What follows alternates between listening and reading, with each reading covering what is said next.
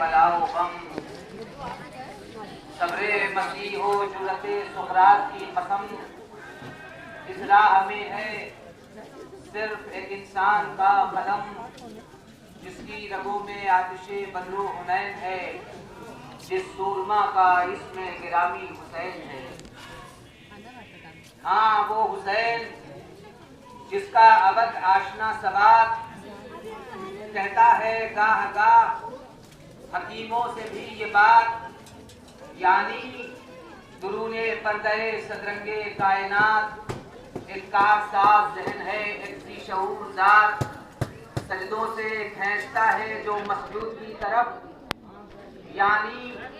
وہ ایک اشارہ ہے معبود کی طرف۔ برادران اسلامی اور عزاداران مظلوم کربلا، آج شہدائے کربلا کی عظیم قربانیوں کی یاد میں ان کی بارگاہ میں نذرانے پیش کرنے کے لیے اس جلوس عزائے چہلم کا انعقاد کیا گیا۔ آج کا دن شہیدان راہ خدا کے چہلم کا دن ہے، غم امام مظلوم کے اظہار کا دن ہے۔ آج کا یہ دن تمام امت اسلامیہ سے اس بات کا تقاضا کر رہا ہے کہ ہمیں اپنے نفوس کا جائزہ لینا ہے، ہمیں اپنے اعمال کا محاسبہ کرنا ہے اور یہ دیکھنا ہے کہ پہلی محرم سے لے کر آج تک ہم نے اتنی مجلسیں کی، بے شمار جلوسہائے عزا میں شرکت کی، کاندھوں پر کبھی تابوت لے کر چلے، کبھی علم اٹھایا، کبھی سر پہ تعزیہ رکھا، کبھی نوحہ ماتم کی آوازیں بلند کی، کبھی لبیک یا حسین کی صداؤں سے ماحول کو بیدار کرنے کی صحیح کی کوشش کی، لیکن ان تمام کوششوں کے درمیان یہ سوال بہرحال ہمارے درمیان میں اٹھتا ہے کہ ہم نے ذکر شہدائے کربلا کے بعد کیا کھویا اور کیا پایا۔ امام حسین علیہ السلام کی یہ عظیم الشان قربانی ہم سے مطالبہ کر رہی ہے کہ ہم اپنے کردار، اپنی فکروں، اپنی سوچ اور اپنے اعمال کا تجزیہ کریں اور یہ دیکھیں کہ ذکر سرکار سید الشہداء کے ذریعے ہم نے اپنے کردار کو کس بلندی پر پہنچایا، کہاں ہم سے کوئی کمی رہ گئی۔ اگر واقعی ہم سے کوئی کمی رہ گئی تو بارگاہ امام مظلوم میں ہاتھ جوڑ کر ہمیں یہ عرض کرنا ہے، فرزند فاطمہ، اگر آپ کے ذکر کے ذریعے ہم اپنے کردار کو سنوارنے اور سجانے میں ناکام ہو گئے تو یہ کوشش ہماری ایسا نہیں ہے کہ آج کوشش ہم نے ختم کر دی، بلکہ جب تک آپ کا ذکر ہوتا رہے گا ہماری کوششیں پیغام کا سلسلہ بھی جاری رہے گا۔ عزیز و حسین کی قربانی ہم سے مطالبہ کر رہی ہے کہ جن مقاصد کے پیش نظر حسین نے اتنی بڑی قربانی دی ہے، ہمیں نوحہ و ماتم کی آوازوں کے درمیان قربانی کے اس عظیم مشن کو بھی یاد رکھنا ہوگا۔ یہ قربانی کیا تھی؟ حسین نے چاہا کہ انسانی اقدار کا وقار باقی رہے، حسین نے چاہا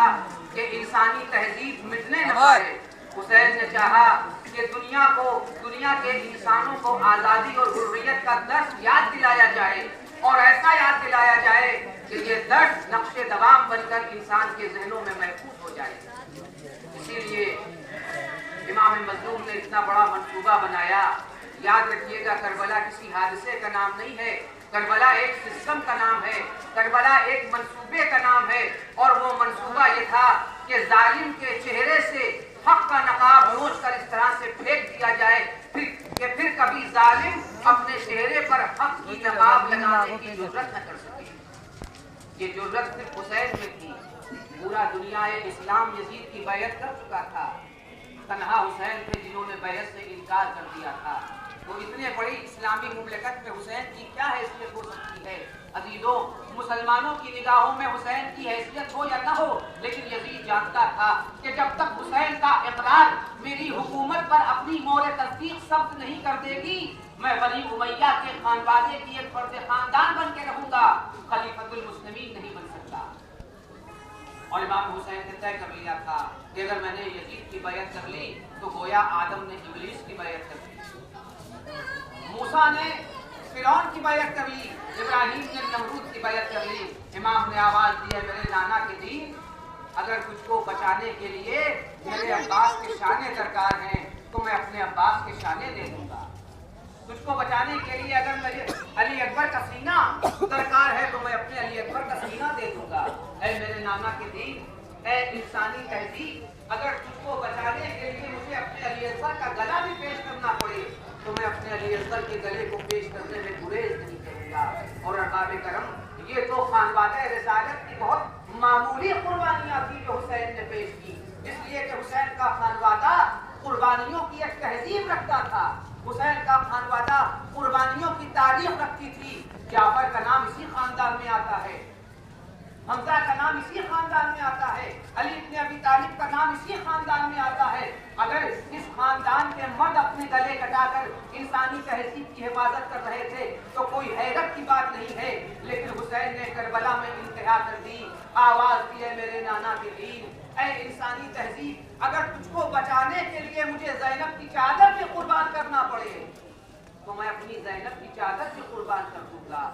تیری حفاظت کے لیے اگر مجھے اپنی سکینہ کے کانوں کے گوشوارے درکار ہوں گے تو میں اپنی سکینہ کے کانوں کے گوشوارے بھی دے دوں گا۔ اے میرے نانا کے دین، اگر تو یہ چاہتا ہے کہ تو میرے بیمار بیٹے کے ہاتھوں میں ہتھکڑیاں دیکھے، پیروں میں بیڑیاں دیکھے، گلے میں توق خاردار دیکھے تو میں تیری یہ حسرت بھی پوری کر دوں گا، مگر میں تیری عظمت کو مٹنے نہیں دوں گا، میں تیرے وقار کو مجروح نہیں ہونے دوں گا۔ ارباب اعضاء، حسین مدینے سے چلے تو ایک سر کا وعدہ لے کر چلے، لیکن جب کربلا پہنچے اور اسلام کی حسرت کو دیکھا، اسلام کی ضرورت کو دیکھا تو حسین نے ایک کے بجائے 72 سر پیش کر دیے۔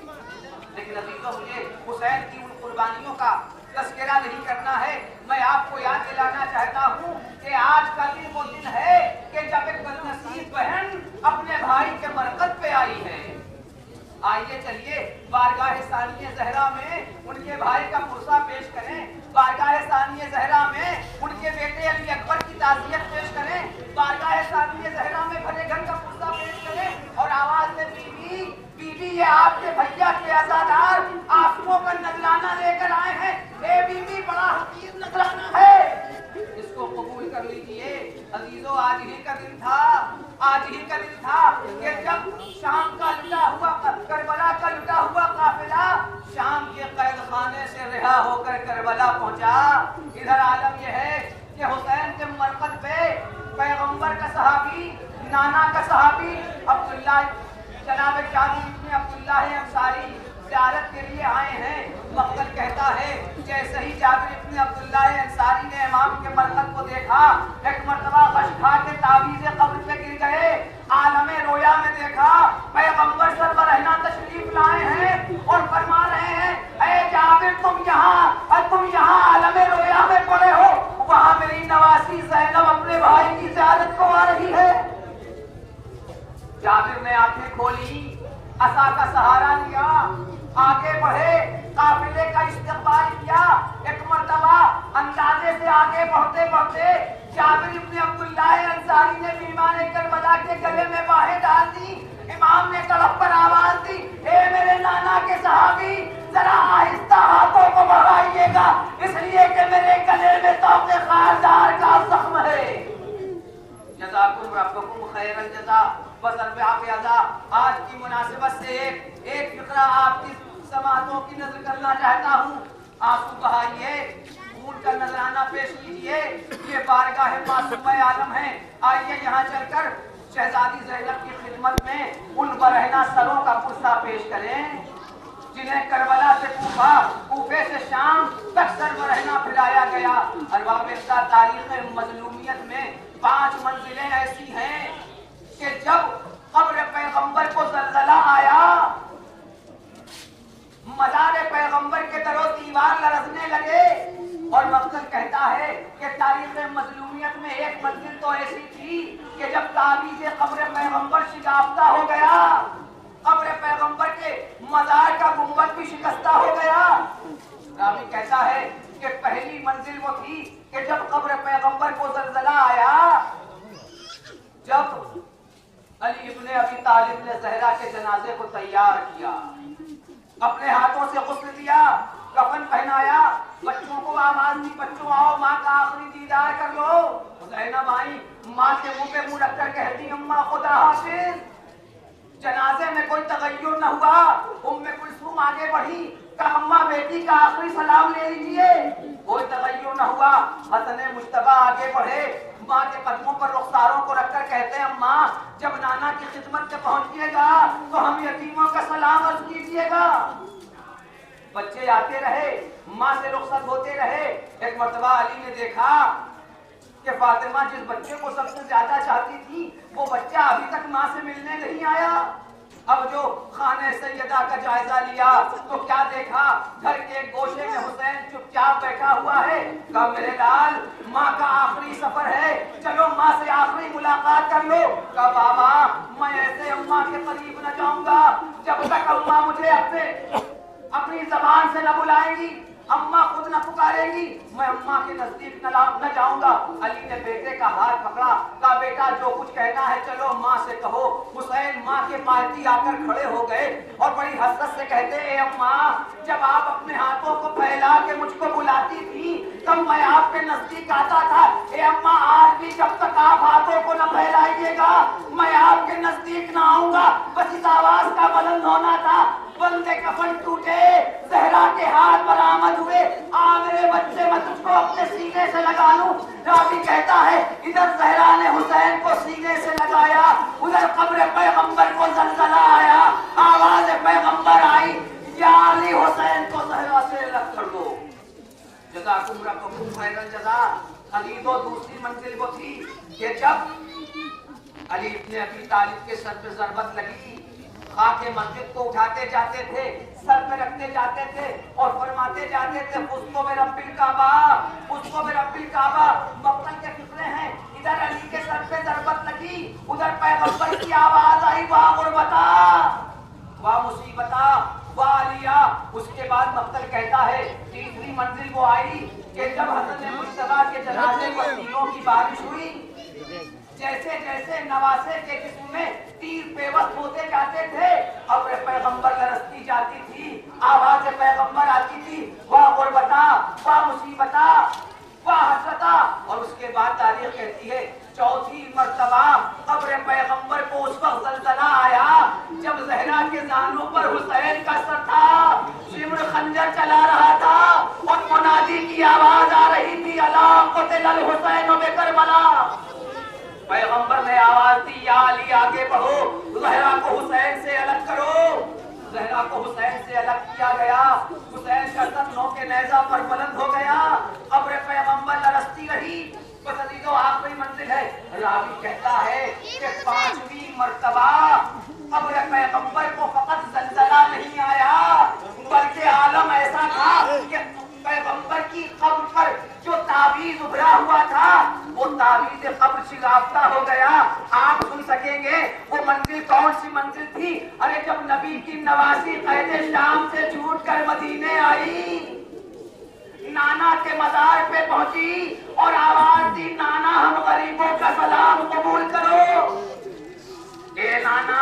اپنی غریب نواسی کا سلام قبول کرو۔ اس کے بعد زینب آئی، آگے بڑھی، نانا کو سلام کیا، تعویذ قبر پیغمبر پر ہاتھ رکھ کر کہتی ہیں اے نانا آپ کا حسین کربلا میں 3 دن کا پیاسا مارا گیا، اے نانا آپ کے گھر کی شریف ترین خواتین کو بے مخنہ چادر بازاروں میں پھرایا گیا، اے نانا ہمارے خیموں میں آگ لگا دی گئی، اور اے نانا جس حسین کو آپ نے لعاب دہن پلا پلا کے پالا تھا، اے نانا اس کا جنازہ گھوڑوں کی ٹاپوں سے پامال ہو گیا، ابھی تک پیغمبر کی آواز نہیں آئی۔ زینب روداد کربلا بیان کر رہی ہیں، پیغمبر خاموشی سے سن رہے ہیں۔ ایک مرتبہ زینب کہتی ہیں اے نانا اگر آپ کے مزار پر نامحرموں کا مجمع نہ ہوتا تو میں شانے سے رضا ہٹا کے دکھاتی، بس اس آواز کا بلند ہونا تھا، بس پیغمبر اسلام کی قبر شگافتہ ہو گئی، آواز پیغمبر آئی اے زینب خاموش ہو جاؤ، مجھ سے تمہاری روداد نہیں سنی جاتی۔ زینب نے تڑپ کے آواز دی اے نانا میں آپ کو سنا رہی ہوں مگر آپ سن نہیں سکتے. ارے میں دیکھتی رہی میرے بھیا کے گلے پہ خنجر چل گیا. واہ حسینہ واہ.